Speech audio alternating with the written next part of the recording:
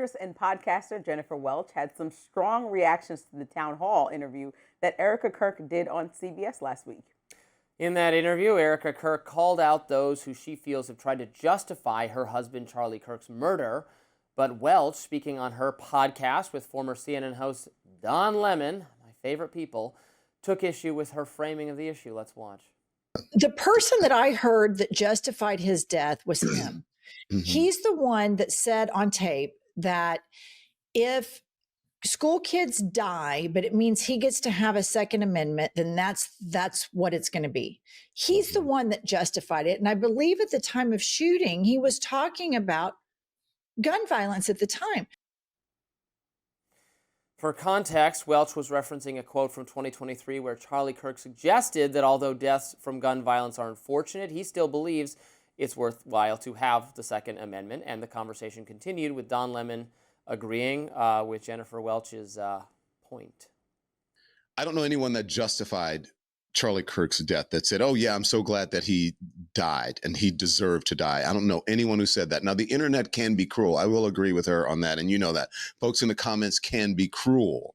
However, I believe the crux of her question or the framing of her question was wrong because no one did. And those are separate things. There's nuance there. To say that he got shot in doing something or in a manner that he had justified before, I think that's a fair way of framing it. On another episode of the podcast, Welch suggested that the interview between CBS News editor-in-chief Barry Weiss and Erica Kirk should never have happened in the first place. And she called for her listeners to boycott the network. Let's take a look at that. You have inflation out the wazoo, healthcare, all of these things. And she is bringing out Erica Kirk, and it's all they've covered for a week straight at CBS News. And listen up, listener, we have agency and we have autonomy. Everybody needs to boycott CBS News. They do not get to just come in and say journalism doesn't matter anymore.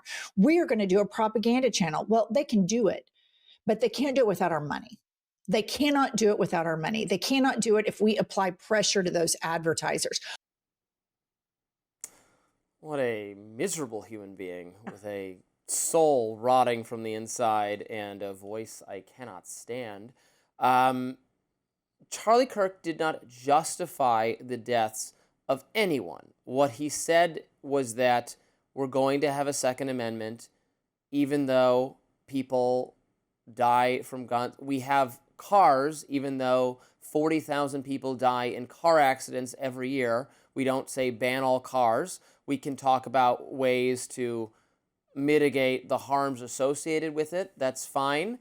But it is not crazy to say that even though some people will die or be harmed as the result of some freedom, we're not taking that freedom away.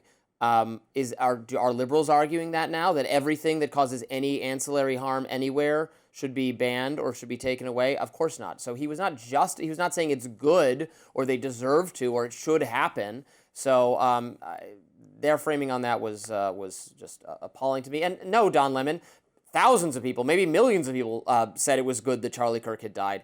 Maybe not. It was not prominent Democrats, but it's people online. I saw it. We all saw it. People lost their jobs because of it. We can argue about whether that's a good thing, but you can't just deny that there were thousands of people who celebrated Charlie Kirk's death. I saw it. That guy, that Oxford Union guy who who debated Charlie Kirk, manifested that he was happy about it. That exists. This is why he doesn't have a job anymore. Not a real job. Well, I think wait, who doesn't have a real job? Don Lemon.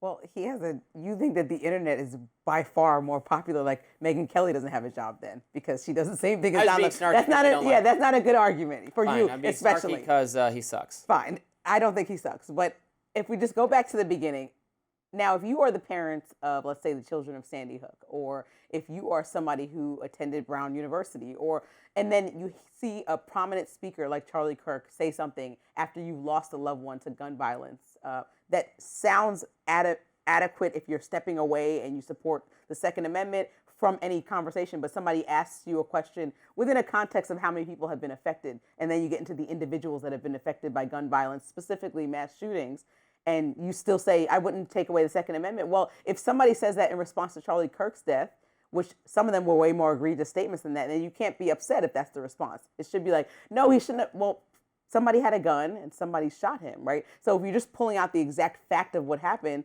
somebody is saying the same thing out there. We're not talking about the people online that are terrible, cruel people that Don Lemon was referring to. We're talking about the people who made the comparison based on what he said after other people were killed by gun violence and making it again after he was killed by gun violence. And so I don't think that's a good statement to say in any, I think it's distasteful in any context where you're dealing with somebody asking about a mass shooting.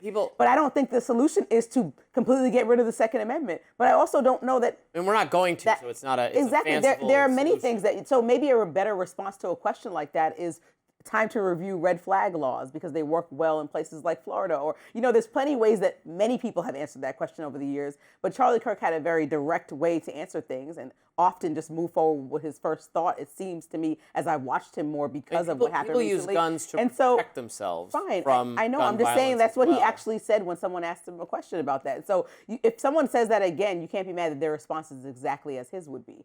They're like, technically, based on what he said, that he understands that just like the Sandy Hook children in his mind were a casualty of what happens when you have a Second Amendment right? You can't change that. You can't take them away. Well, any shooting death then is a casualty of having a Second Amendment. He still wouldn't take it away. That was the basis of the conversation. So it's saying that people get lost in that. So unfortunately, he's one of those people, right? That's the argument. We just saw a mass shooting in Australia. Two people with guns who they're in an area where no one's allowed to have guns.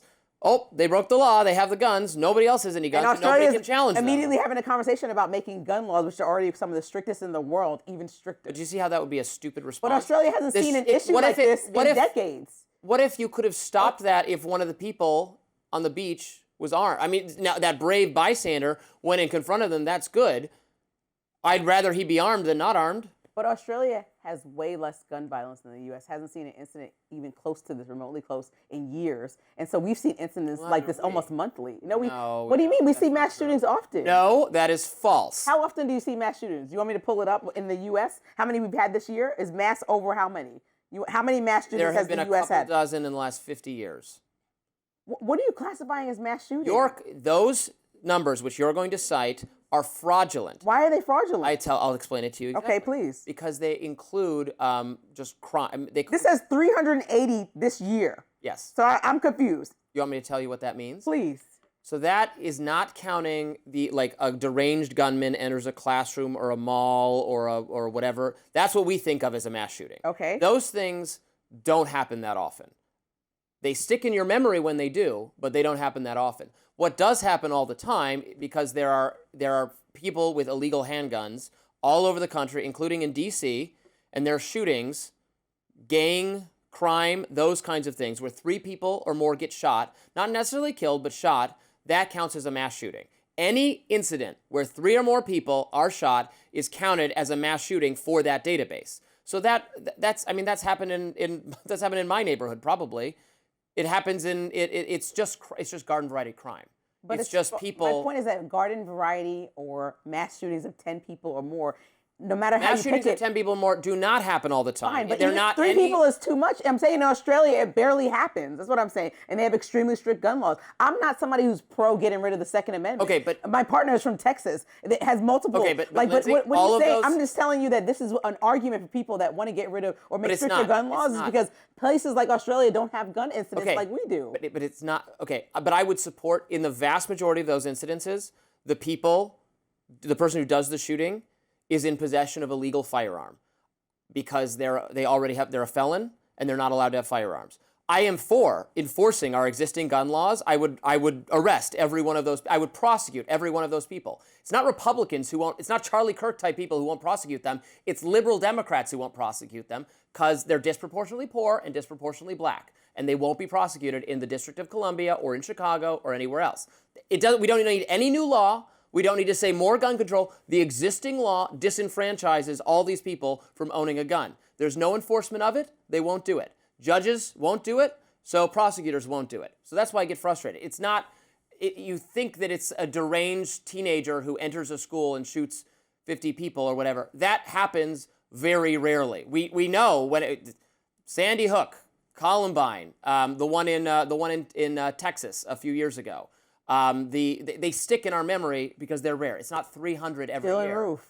Right. It's not 300 every year, but it's more than most other countries, and that's the biggest issue for us. It's not as far as more than, mass it's what I'm saying. It's not more than most other countries. What do you mean? It's Other a countries have handful of stricter gun laws. So like if you're going to bring, let's say For a much larger we talk about the UK, for example. We're talking about numbers to numbers. So if there's 1,000 people and it happens twice, and then that's a certain percentage, the same percentage that it happens more in the US. If there's a million sure it people, happens at a so we can slightly easily higher look rate at here, but no, not slightly, because guns are banned at a different level in other countries. Like in the UK, more stabbings happen. I know because I have a police officer friend that works in the UK because people don't have guns out there. Right. That's not better or worse. I'm just letting you know that's a fact that we have more gun issues because we have more guns in the US. The fact that they just have tons of stabbings because they don't have guns speaks to the difficult nature of grappling with violent crime, is that it will be perpetrated by people with what they have available. But I agree with you. There are too many illegal guns already. Handgun. It's not assault rifles or weapons of mass destruction or what you see those people. The vast majority of them are from handgun deaths. And it's handguns that people are not allowed to have. We just need to enforce the laws already on the books. And I'm fine with that. And Well, everyone on the right is in favor we haven't of it. gotten it right with a Democratic or Republican president. So It's because people get hoodwinked by statistics like that, where they think that it's the school, the Columbine style whatever thing is what's happening 300 times a year. It's not. all right, Kamala Harris may be gearing up for a run for president again, but some Democratic leaders reportedly feel it might not be a good idea. We'll be right back.